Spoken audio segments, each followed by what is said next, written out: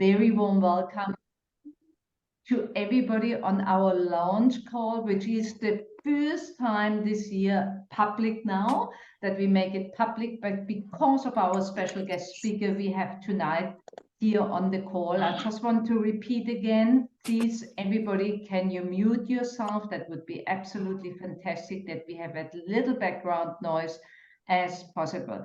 So the call is on recording, but just for personal purpose for our guest speaker.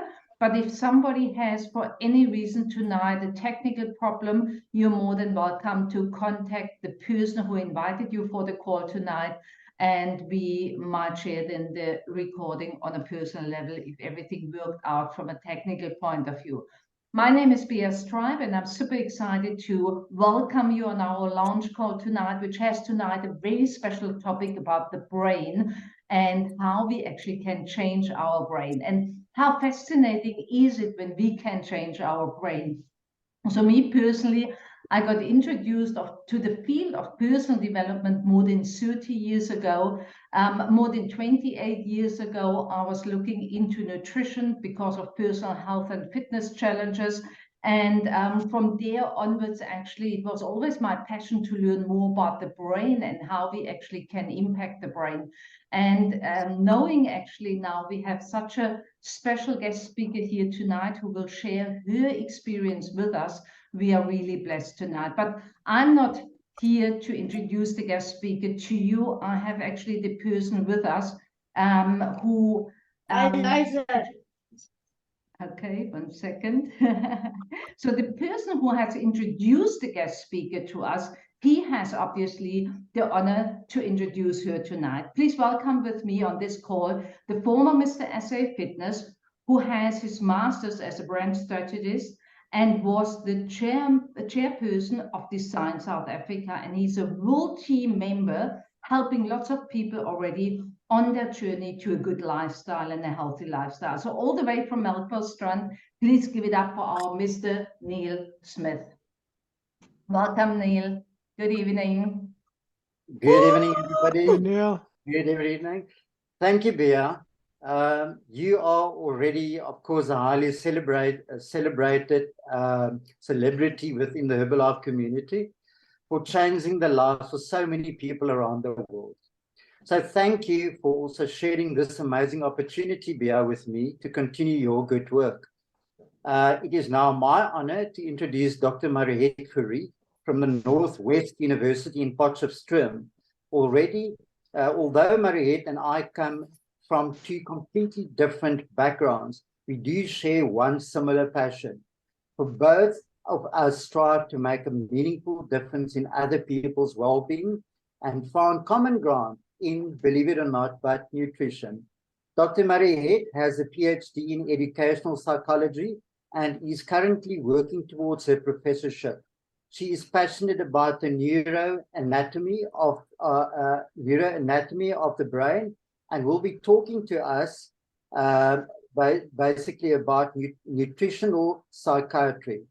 Mariette has also achieved a level of supervisor in Herbalife in record time, and she is well on her way to build her own team of life-changing heroes. We are all very excited to be enlightened by her tonight. So without further ado, over to you, lovely Mariette. Welcome, Mariette. Awesome. Thank you so much for having me, Bea and Neil and the rest of our lovely Herbalife guests and also distributors and also clients. It's such a privilege to be on the call tonight and to then actually share my passion with you. So let me share my screen. Let me just do that. And then you can just maybe let me know, Bea, if you can see the screen. That would be great. We can see it. Okay, wonderful.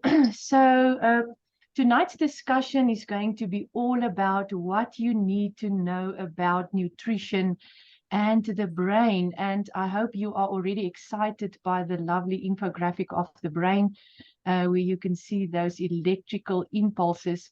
And that is also a wonderful analogy of the Herbalife community. And I'm so privileged like I said, to be here tonight. So a little bit more about me. Thank you for the lovely introduction, Neil. So I am Mariette Fourie. I am really a mind, brain, and education ambassador, and I am well versed in neuroeducation, emanating from my passion, you know, for education and for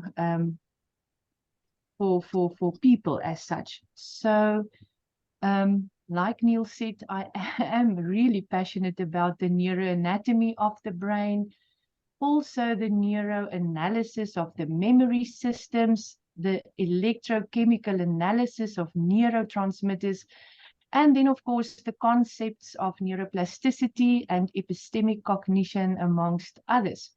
So I did extensive research since 2014 in brain functioning and how the human brain learns. And then subsequently, I obtained my doctorate degree in educational psychology in 2019. So since then, I could really share with you that my immersed interest in research of the brain enables me to really continuously contribute to the interrelated and interdisciplinary fields of educational neuroscience, educational psychology, and neuropsychology. So I am really passionate and excited to share this passion and background with you. And we will particularly talk about cognitive neuroscience also and its interconnectivity with positive psychology, and also the link between positive psychology and neuroplasticity. And that refers to the wonderful notion that neurons that fire together, wire together, and that indeed the brain can change. And the way that you can change that changed brain is by your belief system. And we will talk about this. So we will engage in the interrelatedness of these concepts. And then also the focus of tonight is the important and integrated role nutrition plays. And that has been neglected as acknowledged by nutritional psychiatry in the medical field. You know, the link between our gut health and our brain health. And this is the particular interest that we are going to look into tonight, is the connection between gut health and brain health, then with specific reference to nutritional psychiatry, like I said, which acknowledge the neglect in the medical field of the correlation between mood and food. So as I said in my introductory video clip, it is so important to nourish the essential human skills of happiness, motivation, and well-being. I'm also proud to say that I'm a Herbalife supervisor, and all of you that's on the call that's familiar with the path and the career trajectory in the Herbalife communities, that we have to do extensive online courses about nutrition.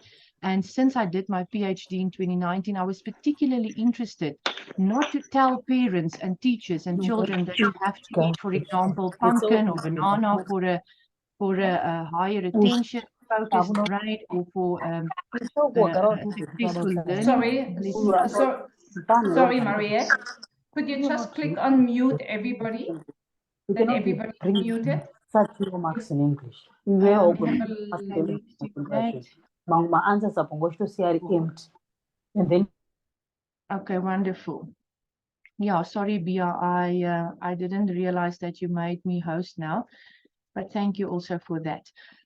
All right, so yes, so we have to do extensive courses in nutrition, and I immediately valued the scientific evidence that the nutritional training provided for me, and I definitely made the link between my educational psychological background and then nutrition, since I was extensively interested in how it works. So I am going to discuss with you tonight three main things. The first thing is going to be the neuroanatomy of the brain, so how the brain is biologically constructed. We are also going to refer to this electrical symphony, where we say the brain talks electrical language. Then we are going to focus then on the nutritional psychiatry, the brain axis phenomenon. We are also going to look then at cognitive neuroscience and its interconnectivity between positive psychology and neuroplasticity, as I said.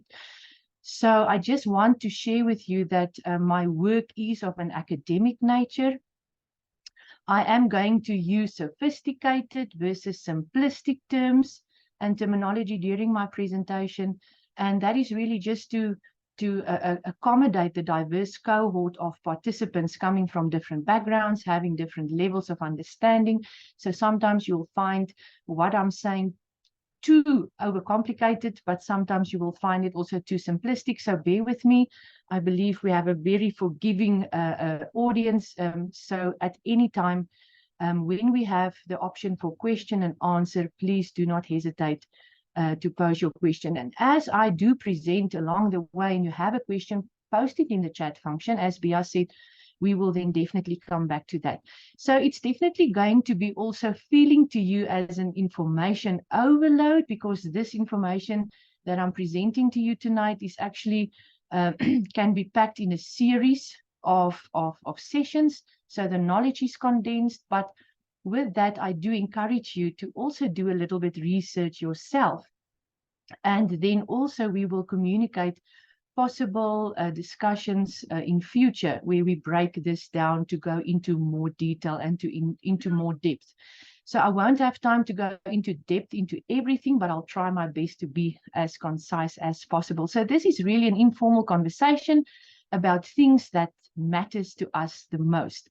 So I want you to sit back and I want you to engage, and I really want you to enjoy this discussion with us. So I'm going to start by explaining how the body functions, because if we don't have a basic understanding of that, when I come to the second part of the presentation, you might not be able to pick up the certain loose ends and bring it all together. So I'm going to start just to show you the interrelatedness of all the systems in our body. So our body is a system of collection of parts that must be able to work together to serve a common purpose. So our purpose then biologically is to grow, to reproduce, and to survive. So each part of a system, like you see on the screen, depends on the other parts to perform tasks that can be achieved by single parts acting alone. We cannot do that.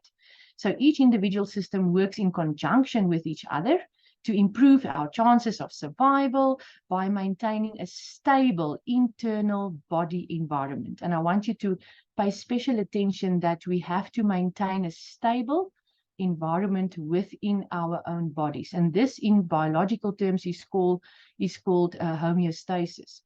And I cannot overemphasize the important role for this homeostasis in terms of nutrition. So an example of how these systems are interrelated is found in the blood. So that is what connects all of these systems. And the blood is part of the cardiovascular system, and it carries products of digestion to body cells, and also excretory wastes, the excretory system to the kidneys, and hormones, the endocrine system, to target organs such as those forming part of the reproductive system. So I must tell you, it's quite extensive and complicated, the way that our human body is designed. And then you just realize again how scientifically significant our body is. For me then, for our brain, I always refer to the online brain because the brain never shuts down. So the brain must actually look at aspects or taking care of aspects in the background of all of these systems, in terms of breathing and eating, in terms of thoughts and learning, emotions and mood, and then also movements and sleep. So it's quite a lot to take care of. So that is why the online brain is the most important organ in the body. And you will see that I've embedded a picture of a car there, and I know we also use this infographic when we do nutritional talks. So as a car needs gas and oil and brake fluid and antifreeze, as much does our brain need these fuel. And these fuel are then expressed in terms of food, but then referring to food, we have to then think about vitamins, minerals, probiotics, antioxidants, and these actually serve as this protection services role. You know, I see this typically blue uniformed man with a cap and a star badge, protecting our system against this oxidative stress as toxins, inflammation, which we are going to really focus on tonight, and also insulin resistance. And it's all about really getting this balancing act. It's this fine balancing act that we must be first and foremost aware of, and then try to balance the fuel that we take in with optimal functioning. So that is very, very important for me. So as an introductory line, this is basically what the body composes of and what role the brain plays very summatively. So if we look at the neuroanatomy of the brain, I'm going to briefly discuss with you the nervous systems, the anatomy of the brain and the limbic system, neurons, which is the brain cells, and also glial cells. Oh, that is so amazing if you know about the glial cells. And then, of course, the role that neurotransmitters and hormones play, and how all of these link to nutritional psychiatry. Very novice and a very novel field that we are particularly interested in if we are allowing ourselves to become some life coaches in nutrition. So very basically, the nervous system is made up of a network of specialized cells, tissues and organs that coordinate and regulate the responses of the body to internal and external stimuli. So what we experience is all from the external environment, and then also we have some interventions and interconnectivity internally. So the nervous system, which is part of all these other systems, as you've seen, is mainly made up out of two parts, the central nervous system and the peripheral nervous system. So the central nervous system is made up of the brain and then the spinal cord, so it receives information and responds to it. And also the peripheral nervous system is composed of the nerves extending then from the brain and the spinal cord to the rest of the body. So the peripheral nervous system is made up of sensory parts, made of nerve fibers that carries impulses to the central nervous system from the sensory receptors found in the 5 senses, and also a motor part taking messages from the central nervous system to muscles, glands, and organs. So our 5 senses make up a system then within the nervous system that we refer to the peripheral nervous system, and they are responsible for receiving information from the environment outside to the body and then relaying it to the brain for processing. It's quite an extensive process and intricate. So it's so interesting.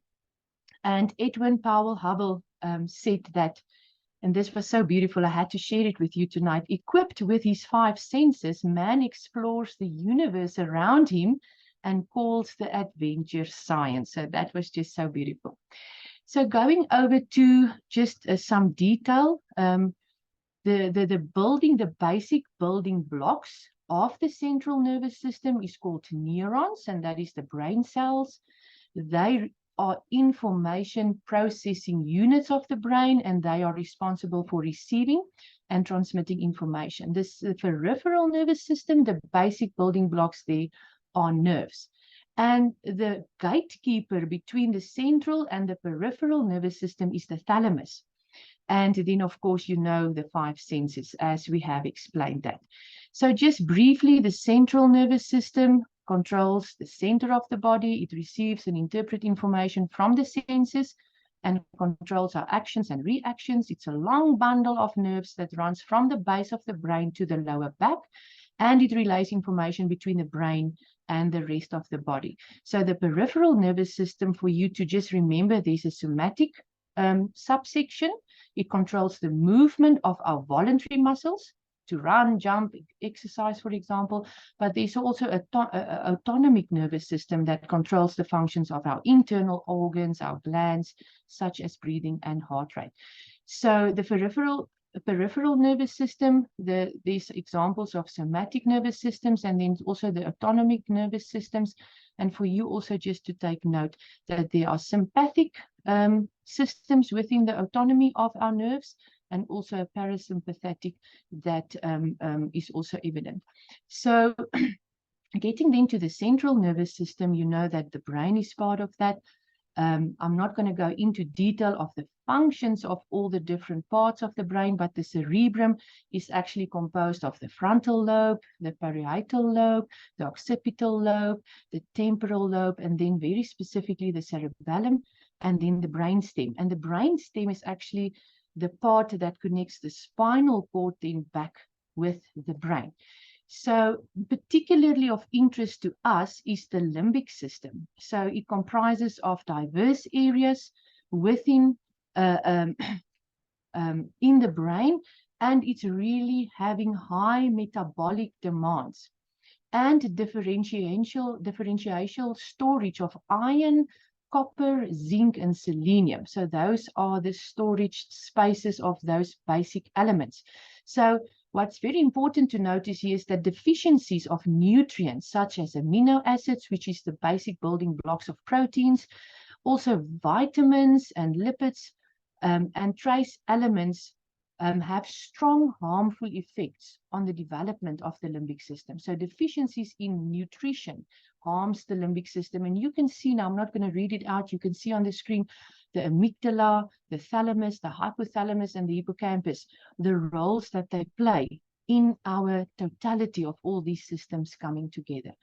So I have to also mention that recent advances in the neurochemistry of these biometals are establishing the roles of the trace elements of iron, copper, zinc, and selenium in a variety of cell functions, and are providing insights into the repercussions of deficiencies and excess. So it can either be too little or too much of these elements on the development of the central nervous system, which I showed you, and specifically pertaining to the limbic system. So how do we care for our limbic system? So there are a phenomenon that we say when the limbic system is overactive, and that can be based on stress and unusual situations, you are likely to interpret neutral events through a negative filter. So for example, if you have a neutral conversation with someone whose limbic system is overreactive or negatively set, he or she is likely then to interpret the conversation in a negative way. Did you come across that? You don't have any intentions and you speak to this person, and all of a sudden, out of nowhere, they are so defensive. So on the other hand, when this part of the brain is balanced, a positive interaction or events is more likely to occur. So it's very important to understand that this integrated nature of emotions, and then also how our brain is constructed. So your sleep and appetite cycles are controlled by the limbic system, especially in the hypothalamus. So a healthy appetite and a good sleep pattern are essential for optimal health. You will also see later during discussion, we are going to also discuss that neurotransmitters are being produced while we sleep, and disruptions of the limbic system can negatively affect sleep and appetite, which may mean an inclination towards too much or too little, or either. So the limbic system structures are also intimately involved with bonding and social connectedness, as we say. So we are social beings. When we are bonded to people in a positive way, we feel also better about ourselves and our lives. So the point that I want to make here is that nutrition affects the way that the limbic system is functioning. So what is the 3 common ways to balance and optimize your limbic system? Well, of course, physical exercise, but vitamins and minerals, nutrition are playing a major role. And then also to find passion and purpose, and this will link back to the positive psychology phenomenon that we are going to discuss. Also, just for you to share that there are your brain and your spinal cord have surrounding protective layer, the blue that you see there of cerebrospinal fluid, CFS in short, and the main functions of CSF are to cushion the brain and the spinal cord when they're struck with mechanical force, and to provide basic immunological protection, so basically boosting your immune system. So the cerebrospinal fluid provides nutrients to and removes waste products from the brain. And I will explain to you how that transfer of nutrients happen in the brain. And also to remove metabolic waste, as well as to transport neuromodulators and neurotransmitters. And I'm going to share some information on neurotransmitters. All right. So yes, so CSF provides nutrients. So nutrients is coming up in every conversation that we have. Before we go over to the structure of the brain cell, I wanted to share with you that Yale University has come up with this statement to say that there are more neurons in a single human brain than stars in the Milky Way. And that's quite significant for us to be able to be cognizant of that. So we have more than 100 billion neurons in the brain. And then also the branches, how these brain cells connect, this synaptic connections, more than 100 trillion. And then just basically for you to understand that this is how the neuron, how the brain cell look. So this is very exciting because the brain cell has an electrochemical nature. So there's a chemical electronic charge in the neurons. So the neurotransmitters is the chemical part of it, where the ion channels are the electrical part of it. So that's why we say the brain speaks electricity. So you can see that is where the action potential goes into. So the nerve cells are generally made up out of three parts. You can see the cell body, the axon, and then also the axon terminal. So neurotransmitters are located in a part of the neuro then that's called the axon terminal, and they are then transferred from one brain cell to the other, that we refer to the synaptic vessel. And each synaptic vessel, that is the space between two neurons, is where it happens, where the messages are transferred to. So I can maybe also just add, in this space that we call the synaptic junction or the synaptic space, it is 40 nanometers wide. Now, in comparison to the width of our hair is about 75,000 nanometers. So now you can just imagine how microscopic it is truly, but advances in technology help us to actually advance our understanding. And you will also see that like a sheathing, it's called the myelin sheath. So it covers the axon and some neurons and helps speed. So you will also see how neurotransmitters and nutrition helps this cortical thickening of the brain cells. So it's very intricate, like I said, and I wish I had time to go into all the details, but just for you to know that this is another view of the brain cell. You can see the synaptic cleft there, and you can see the neurotransmitters, the myelin sheath, and then also that blue block. So communication between two neurons happen in the synaptic cleft, and electrical signals travels then and are briefly converted into chemical ones through the release of the neurotransmitter, and then causing a specific response in the receiving neuro. So it's almost like a key and lock that fits together. So the dendrites on the left-hand side are basically the receivers of these messengers, and the axons just passes it off. So neurons conduct electrical impulses by using this action potential. So this phenomenon is generated through the flow of positively charged ions across the neural membrane. So neurons maintain different concentrations of certain ions, these charged atoms, and you can see that in the blue block across the cell membrane. So there are sodium, the Na positive, it's positively loaded, the potassium, which is the K positive loaded sign, calcium, which is the Ca sign, and chloride, which is the Cl negative. So you'll see the current is caused by the relation of the negative and positive loaded ions. And then you will see the A there.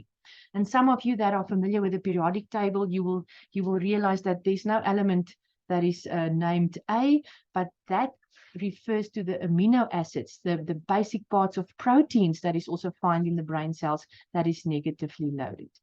All right, so the sequence of these amino acids determine each protein's unique structure, and then it's also evident of 3 DNA building blocks determined by the sequence of the genes. So here we can also refer to the notion of epigenetics, but we will not do this for this presentation. But just to allude to that, epigenetics is the study of how cells control gene activity without changing the DNA sequence. What I want to mention here is that several lifestyle factors have been identified that might modify epigenetic patterns, such as our nutritional intake. So it's just so intricate and amazing that we have these scientifically designed cells in our body.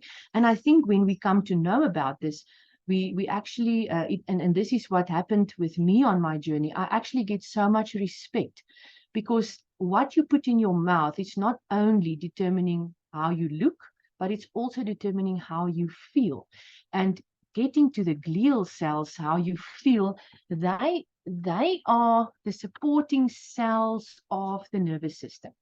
So that they provide the physical and chemical support to neurons, and they maintain the environment. So they are located in the central nervous system and the peripheral nervous system, and they are sometimes referred to as the glue of the nervous system. But glial cells is so of such important, utmost important, it's so important in the brain, as they regulate vital functions, both, as I said, in the central nervous system and the peripheral nervous system, in terms of our metabolism, our iron balance, our pH balance, and also the way that neurotransmission happens. So remember, neurotransmission is how our brain cells communicate with one another.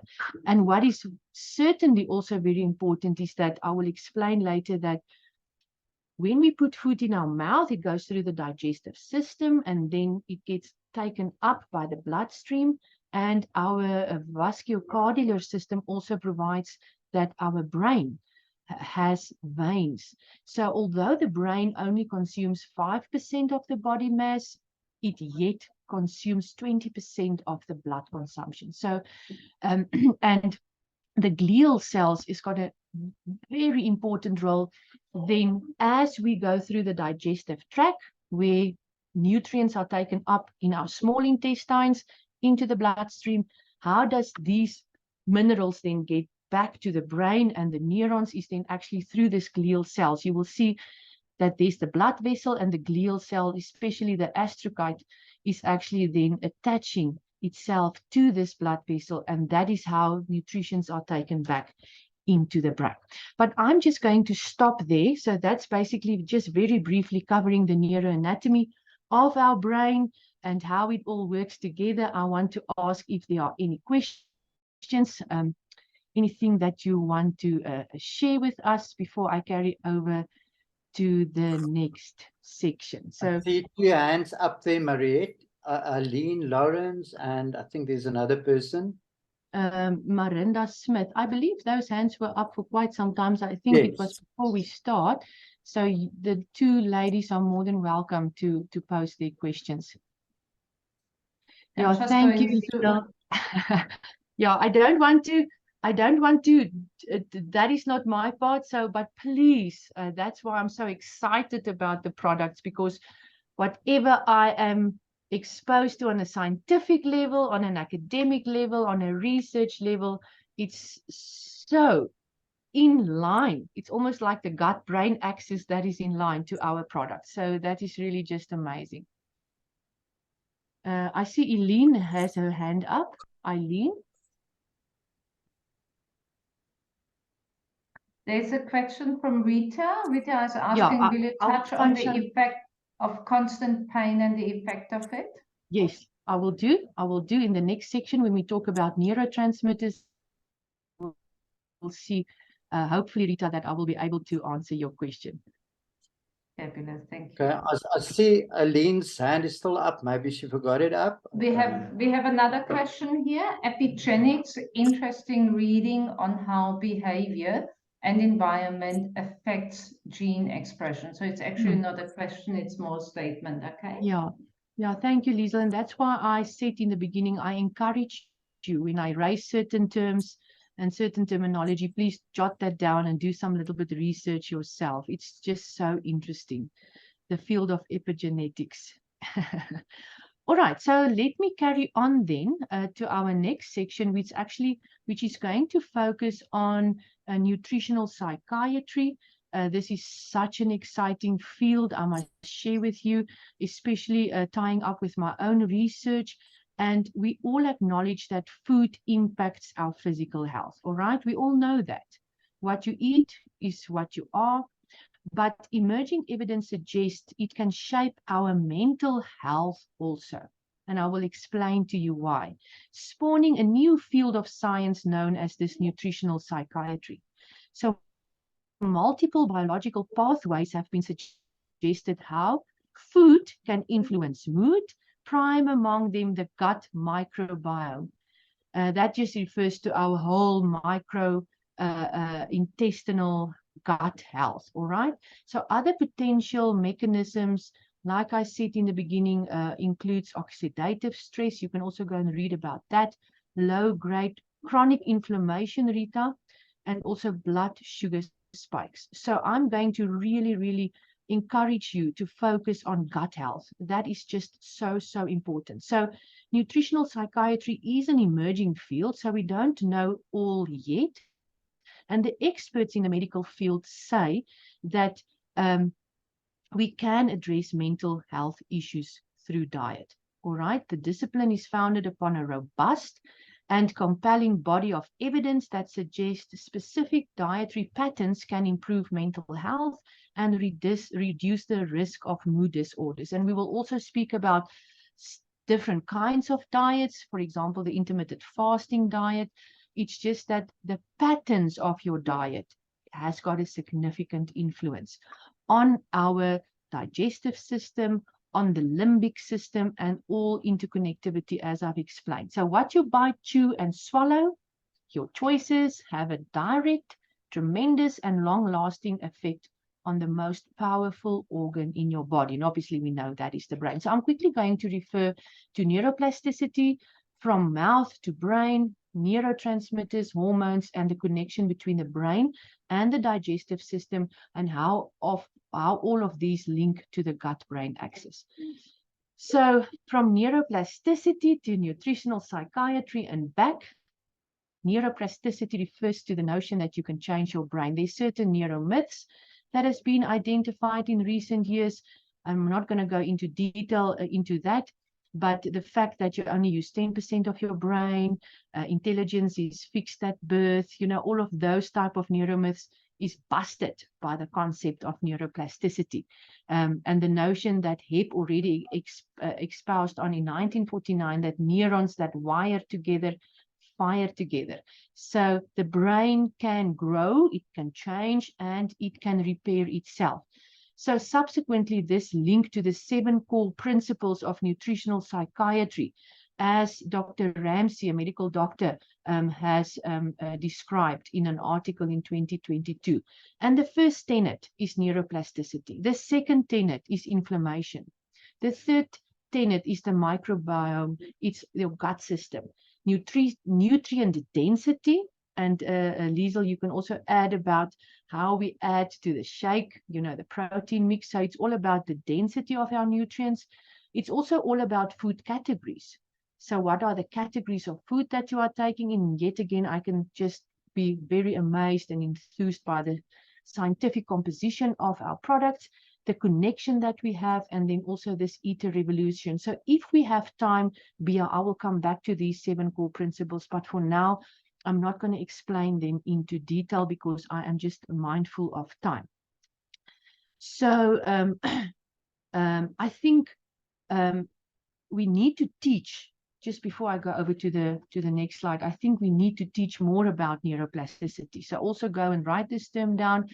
Experiments done led to the demonstration that human thoughts and learning activate certain genes in our nerve cells, all right, which allows those cells to make new connections between them. So this is revolutionary. As early as Sigmund Freud, for the ones that is familiar with Sigmund, he speculated that thought leads to changes between the connections in the brain. And he called it the law of association by simultaneity. And that's big words. But they didn't have the technology that we had today. So this articulates into the notion of neurons that fire together, wire together, as coined by neuroscientists today. So our brains are plastic, meaning they can change shape and structure in response to the experiences throughout life. So we have to ensure these positive experiences. Remember, when we refer to the limbic system, when it's overrated and overloaded, you can quickly take offense, all right? So that's got to do with nutrition, all right? So emerging research suggests that the dietary choices may be able to physically alter the size of the hippocampus. Exciting. Remember, the hippocampus is in the limbic system, all right? And this brain region is central to learning, memory, and mood. Okay, so one of the main drivers behind neuroplasticity is a protein called brain-derived neurotrophic factor, BDNF. So in short, BDNF plays a crucial role in the growth of nerve cells, which we also refer to as neurogenesis. So intriguingly, the protein is seen at lower levels in individuals with depression. Okay, so evidence suggests that we put in our mouths, what we put in our mouths can change our mental well-being for better or for worse. So in the light of this, food should be seriously considered as a complementary or alternative treatment for mood disorders. And this is what makes us as a community so special. What's more, the eating patterns associated with improved mood also then, of course, benefit physical health. All right.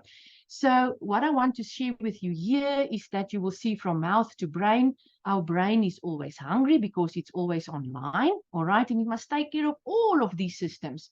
Can you just think what it takes for the brain to do that? And some of these are in the peripheral nervous system that's autonomic. We don't even have to think consciously about it. But what we have to be conscious about is what we put in our mouths. And we have to be conscious about our digestive tract. So this is in this picture is the yellow part. This is our digestive or our gastrointestinal tract.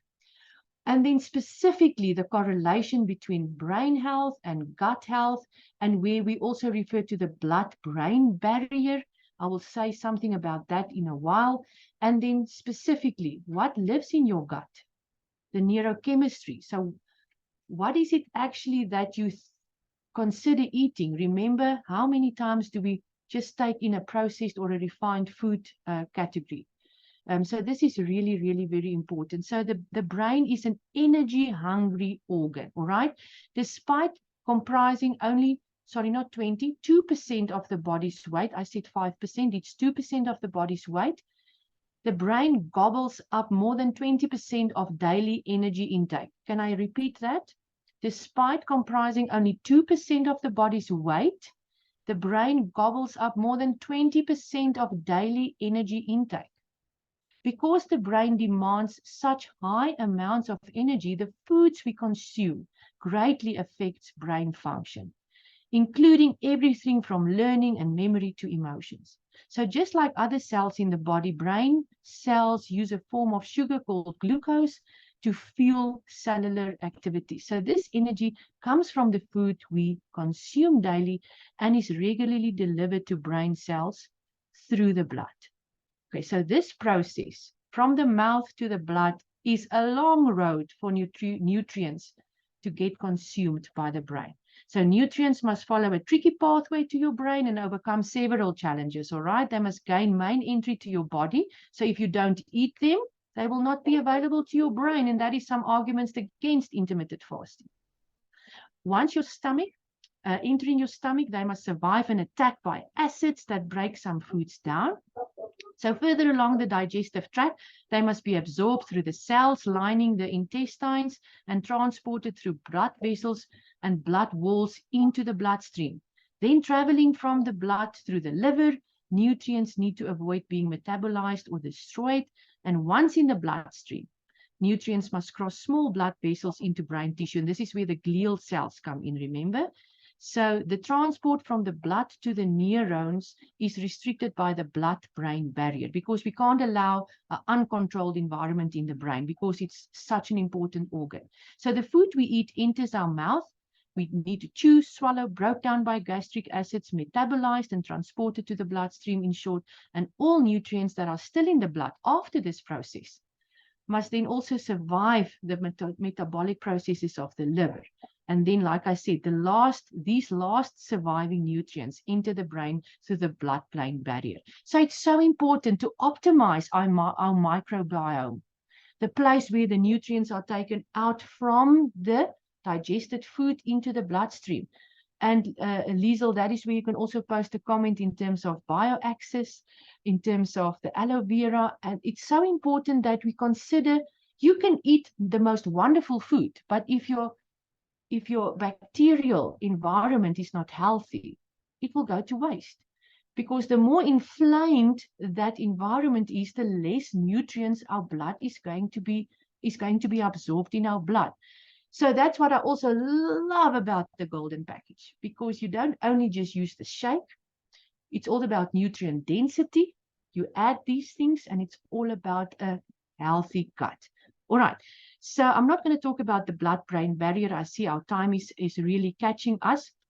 It's just that brain nutrition is really food for thought. So I want to leave that with you as well tonight.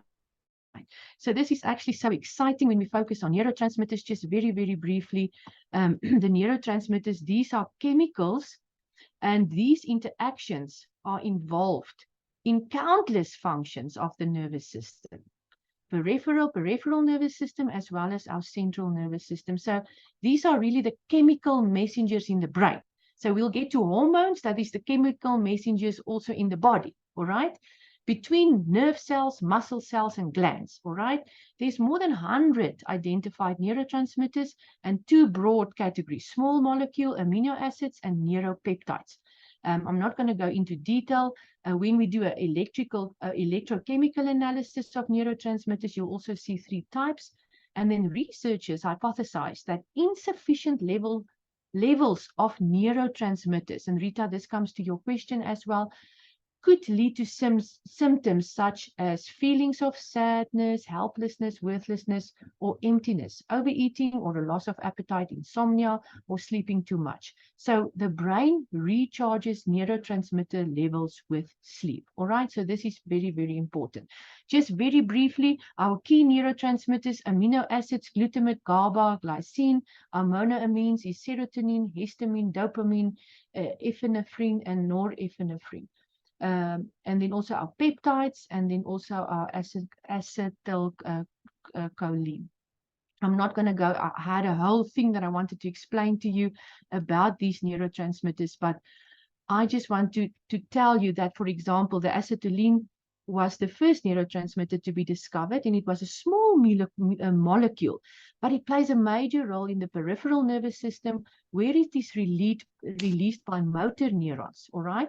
And the autonomic nervous system. It also plays an important role in maintaining cognitive functions, but the damage to the cholinergic neuron of the central neural system is, for example, associated with Alzheimer's disease.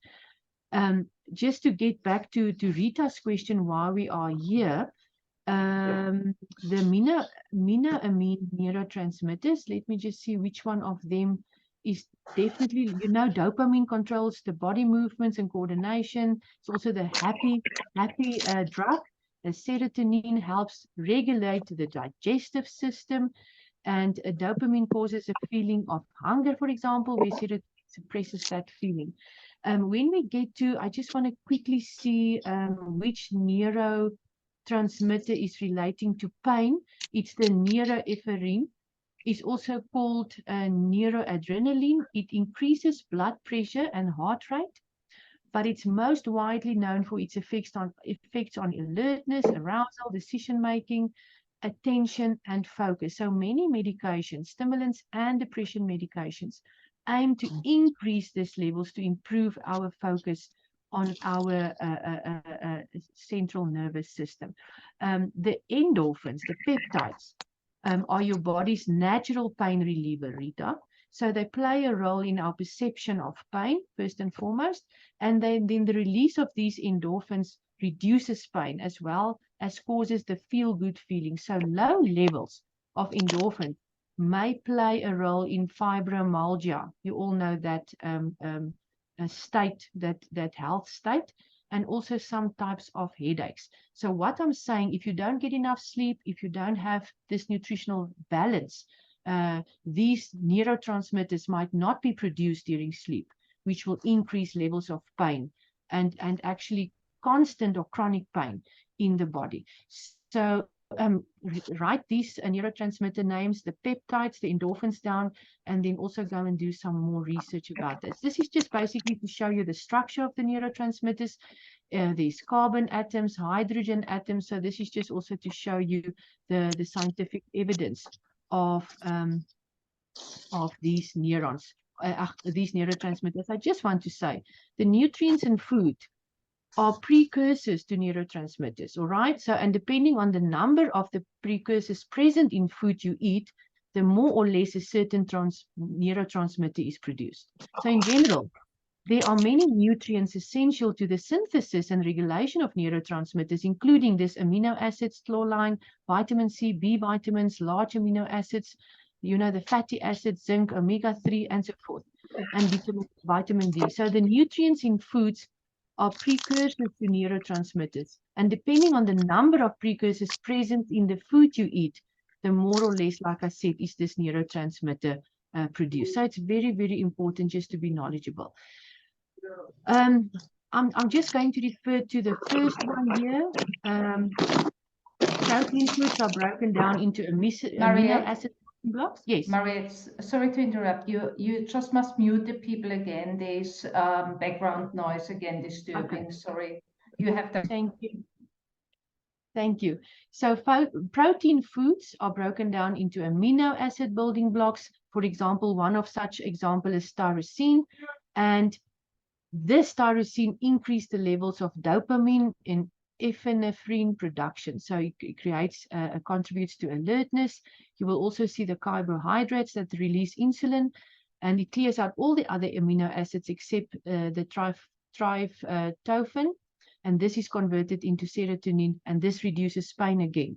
Rita, that's why our products has also got a certain content of carbs that is needed for our body. And very interesting, research has shown that dieters tend to become more depressed about 2 weeks into a diet, about the time their serotonin levels have dropped due to the decreased carbohydrate intake. So it's very, very important, like the neuropsychiatry, the nutritional psychiatry rather, say that the regular intervals of food intake is also very, very important. Okay, I'm going to rush myself. The hormones, chemical messengers in the blood, the endocrine system, that's how we get rid of waste, are made up of glands, and they releases these hormones, over 50 hormones, and hormones have a profound effect on your mental, physical, and emotional health. The food provides the nutrients we need to maintain a healthy body system, including the production, metabolism, and detoxification of hormones. So therefore, if we don't get enough of the right nutritious foods, our hormone balance can suffer. So how can I balance my hormonal levels? Protein intake, look after your gut health, lower sugar intake, consume healthy fats, sufficient sleep, and a high fiber diet. This is just the hormones that we can find. I thought of just including this as an interesting factor, and also very interesting. Nearly every physiological function in the body is regulated by hormones. This is just to show you the resistance exercise training before, during, and after, what happens to your hormones. So these chemical messengers that travel via the bloodstream to target tissues in the body, for example, muscle. You can see that this figure provides an overview of the role that hormones play. Very, very important, because resistance exercise, for example, dramatically affects hormonal responses in the body, and in part stimulates the development of tissue, so muscle building and so forth. So you need to understand how the food you eat affects these hormones. All right, so hormones play a significant role in metabolic balance. They are largely responsible for the fuel selection the partitioning of nutrients, and gene regulation that ultimately affect body composition and muscle mass. So all of these are so integrated, very, very, very important. So our primary focus, again, the notion of a healthy meal, a happy brain. So what is the interaction between the brain and the digestive system? This is what we call the vagus nerve, and you'll see it's the yellow one running on the left.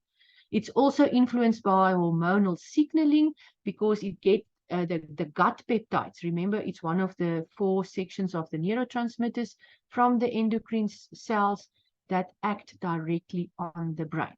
So intricate neurological and physiological factors enable this bidirectional communication between the gut and the brain. So the gut-brain axis consists of this bidirectional communication between the central nervous system and the enteric nervous system. It means just our microbiome, all right, linking emotional and cognitive centers of the brain with the peripheral intestinal functions. It's very, very, very complex, but it's so exciting. So recent advances in research have described the importance of our gut microbiota. Now, that is just to refer to your whole gut health in influencing these interactions. So broadly defined, our gut-brain axis include the central nervous system, the neuroendocrine system, the waste system, the neuroimmune system, so I mean the inflammation levels, the hypothalamic pituitary adrenal axis. This is a very advanced word.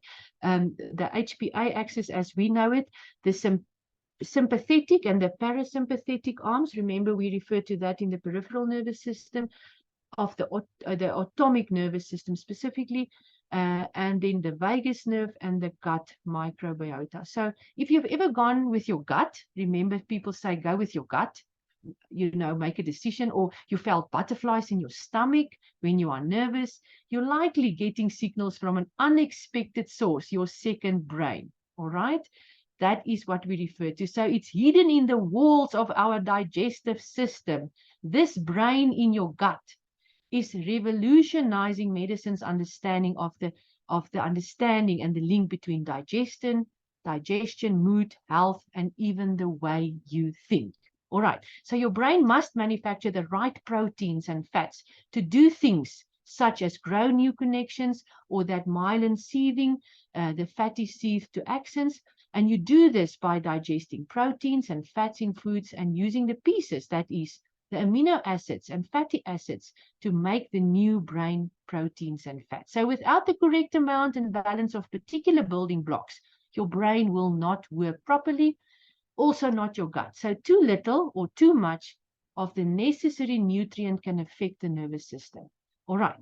So good bacteria influences what your gut digests and absorbs and affects the degree of inflammation throughout the body. And if your body are inflamed because of this gut-brain axis, it really affects your mood and your energy levels. That is why it is so important that we're not focusing on a slimming product or a slimming approach, but that we focus on a nutritional approach. And serotonin, that neurotransmitter, guess what? It is produced in the gastrointestinal tract, and it depends on our intestinal microbiome. So it's a very, very, very important that we link these together. All right. So basically, this is the gut-brain axis via the vagus nerve. All of these have an effect on an altered gut microflora.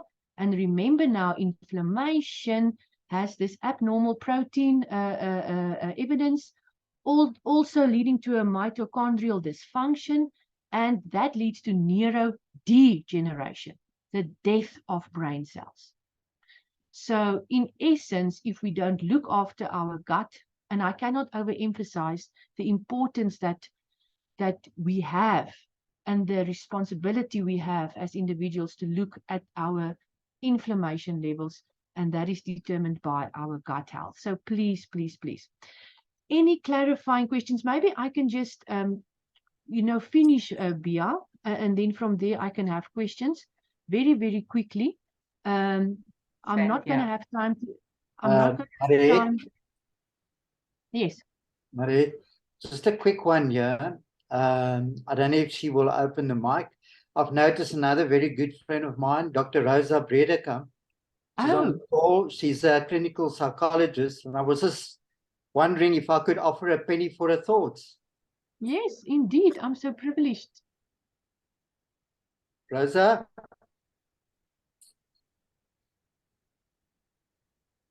No comments.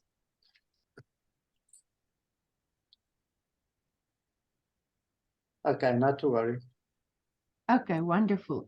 So our time is up. I won't be able to explain in depth, but there's a definite link then with what we have said tonight in terms of how positive or negative we are affected in our limbic system that is connected to our brain functioning, and then the vagus nerve going down to our gut health. So the concept of neuroplasticity and positive psychology, and this BDNF expression and nutrition, and the concept of nutritional psychiatry is just so all important, where you can become more positive because of your hormonal levels and your neurotransmission levels. You are more healthier, you can think more clearly, and that absolutely, when you eliminate inflammation in your body, it can also contribute to having a more positive outlook in life. So the waves of change, I'm going to challenge you to walk this journey with me to change people's brains, all right? Or to actually just change their diets in terms for them to change their own brains. And coming soon, based on this discussion tonight, an article in an academic peer-reviewed journal on the brain and nutrition, the role of neurotransmitters in holistic well-being. So watch this space.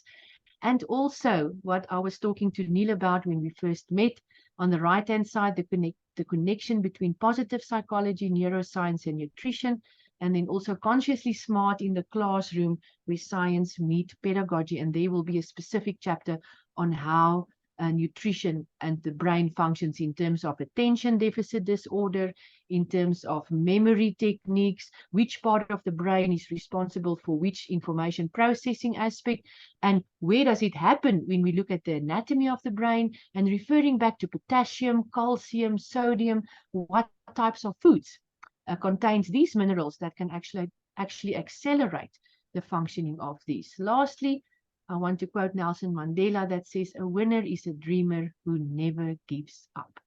And there I'm going to stop. Wow. This was so powerful. Absolutely awesome, Mariette. I just, obviously we asked for questions, so I want to read quickly the questions to you. Rosa is saying here, thank you, Mariette, for a very informative talk and sharing your knowledge with us. Enjoyed listening to you.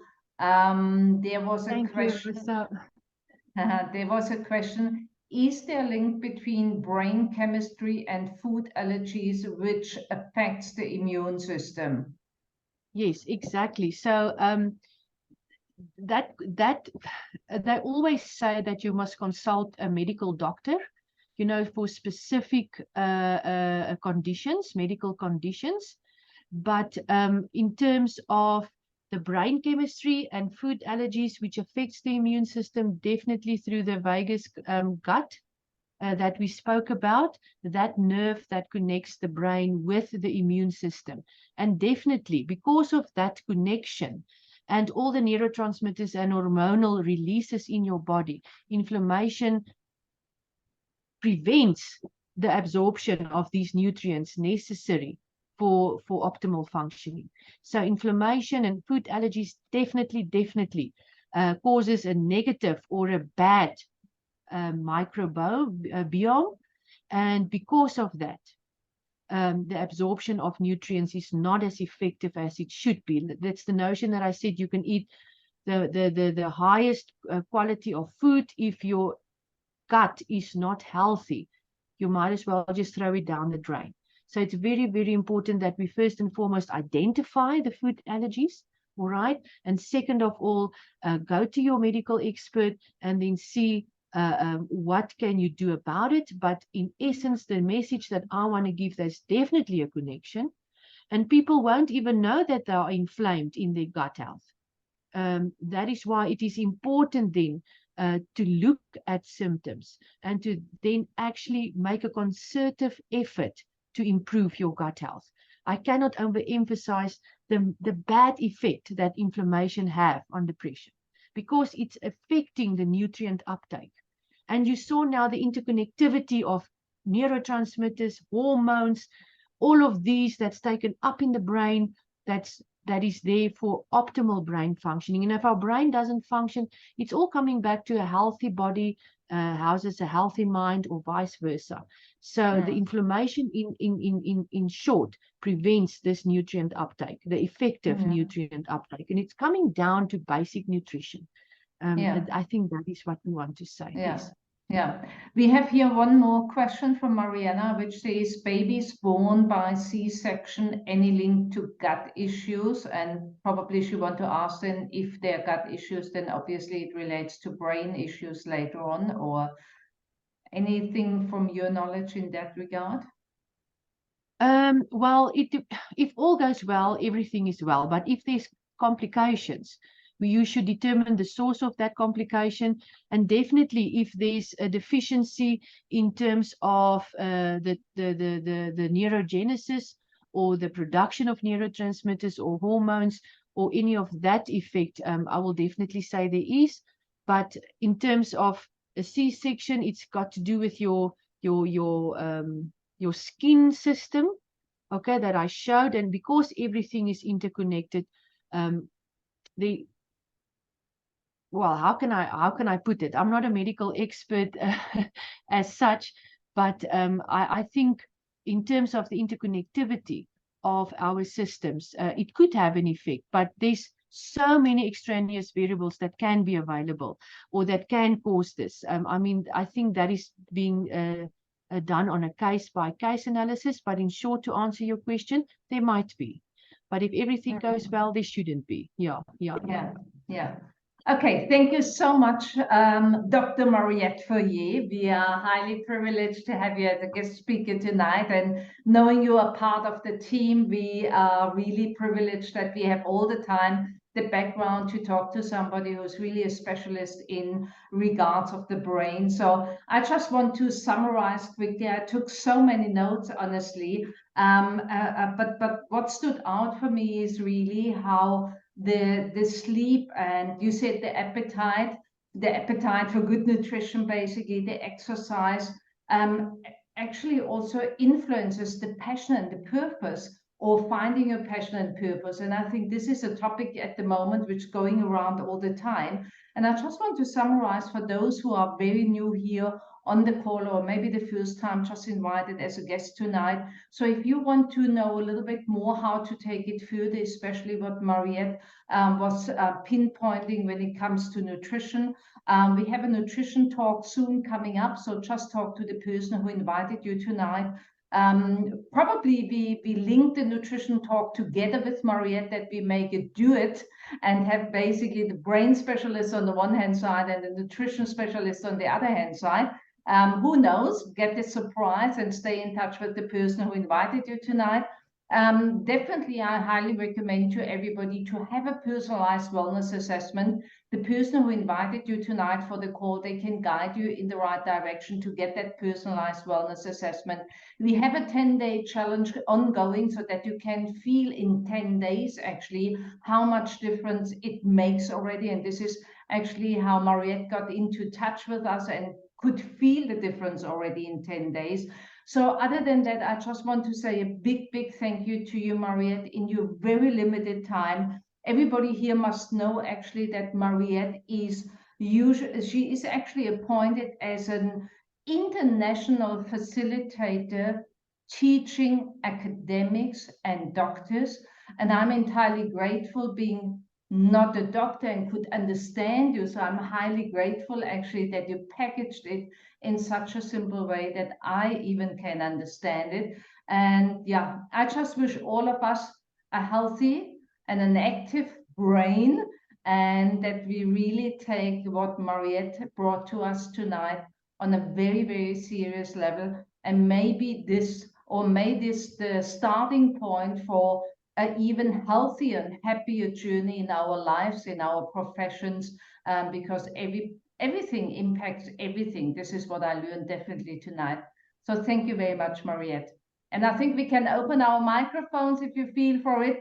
She deserves definitely a round of applause. So please give it up for our Mariette. Thanks, You're absolutely Mariette. awesome. Thanks, Thank you so Mariette. much. Amazing. Thanks, Mariette. Mariette. Thanks, Mariette. Thank you. Thanks, Mariette. Thanks, Mariette. Amazing. Thank you, Mariette. Thank you so much. Thank Baie you. dankie. Dankie. Have a great evening, everybody. It's a challenge to explain so many things in such a short time, but I think, yeah, like I said in the beginning, it's going to be an information overload, but it's just so intriguing. I mean, if you start reading about these things, I would really suggest that, you know, we are all professionals here, that I hope that I've sparked your interest to go and read a little bit more about this yourself and to make some conclusions and some alterations to your patterns of your diet, the density of your nutrition, and understanding that what we put in our mouth is so important for our gut health. And I want to urge you to really pay attention to your gut health, because if you have a healthy gut, I'm promising you, well, I can't make claims, but from my own experience, I can testify that I really, really feel so much better. I think it's the inflammation, the decrease in inflammation levels, because I also never used to eat regularly. I used to harm my body in so many ways. And by means of taking care of my nutritional levels, my gut health, I can definitely feel that the purpose is not only losing weight, it's to feel healthy, it's to feel positive, it's not to be offended by any person, not to be that irritable. And it's all about the decrease in inflammation levels. And we don't half of the time know that our intestines might be inflamed. So it is really, really, I want to urge you to really pay attention to your gut. Maybe you'll have a better gut feeling about many things in life. Fantastic, Mariette. This was the perfect closing. Love it. And we are privileged as coaches. We have Mariette on our hero group on Telegram. So whenever there's a specific question, so the coaches, you have always access to Mariette. And I know she's entirely helpful, even when she's very, very busy. So thank you very much again, Mariette. If you just give me the host back, that I can close the call and obviously also can then start the recording or look that the recording went well, I would highly appreciate. And all of us, a good night, because remember, sleep is also important. We learned tonight, and don't eat too late the wrong things, because it affects our brain, it affects our sleep, it affects our dreams. And just in summary again, for those who want to know more, look that you get your personalized wellness assessment. Thank you so much. Have a great evening. Thank you. Thank you, Mariette. Bye, Thank you. everybody. Bye. Bye. Bye. Thank you.